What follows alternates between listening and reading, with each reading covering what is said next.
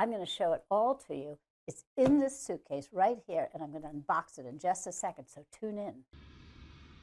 I'm Caroline. I'm the founder and creator of Teeccino. I just got back from China. I have a suitcase here full with incredible mushrooms in it and adaptogenic herbs from our suppliers, both in the north and the south of China, and I'm going to unbox it right now. So here it goes. I'm cutting it open. I have no idea what we're going to find inside. I hope it's in good shape.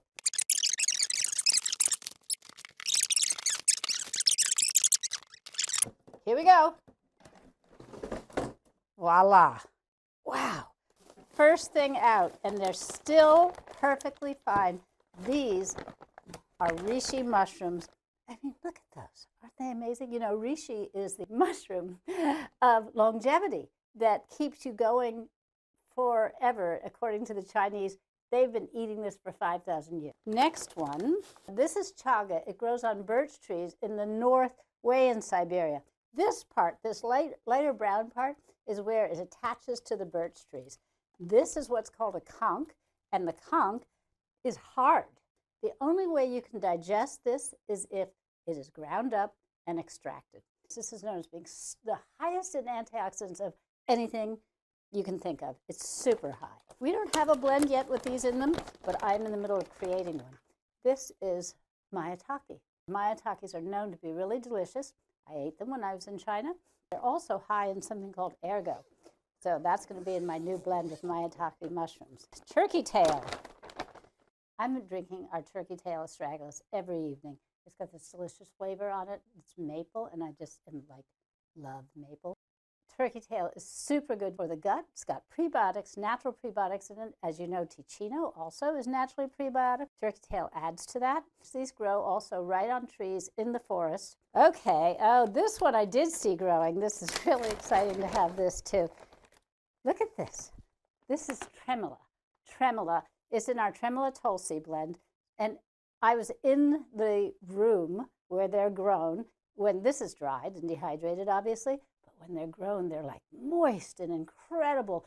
Like, you just can't even believe it. I had to put it against my skin because tremolo has hyaluronic acid in it.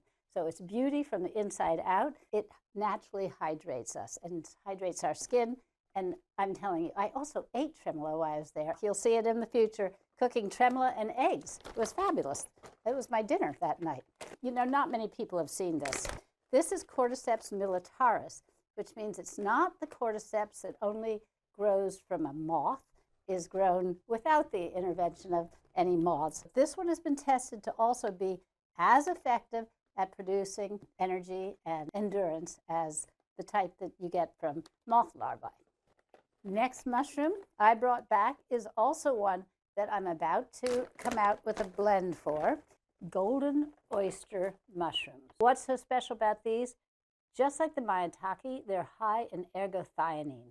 The moment you eat ergothioneine, that transport immediately takes the ergothioneine and goes directly to cells that need it for inflammation and for DNA replication. Last but not least is lion's mane. Now, I didn't bring a lion's mane dried home to show you. What I brought home was a log. This is actually what they're growing lion's mane in over in China. Beautiful mushroom, great for the brain, supposed to help you think better and help your memory. And I personally find that you can eat lion's mane, but when you drink it, you don't have to break down the fiber, and it's in a concentrated form when it's in an extract. So this log is what I brought back because I want to grow lion's mane at home. See that little top? I'm going to take that off. I'm going to give it a little water, and I'm going to have this beautiful, white, incredible lion's mane mushroom.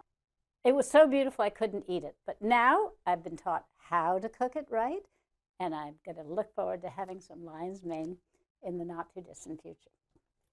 Remember I said I went to the very north because that's where the adaptogenic herbs grow. They like to grow under those cold conditions, which make them, it forces them to make all those things that help our immunity, that help us adapt to stress, because they're under stress under all those harsh conditions that they grow in. So tune in to the rest of my clips because you're going to see a lot more about where I went and what it's like, where all these ingredients come from.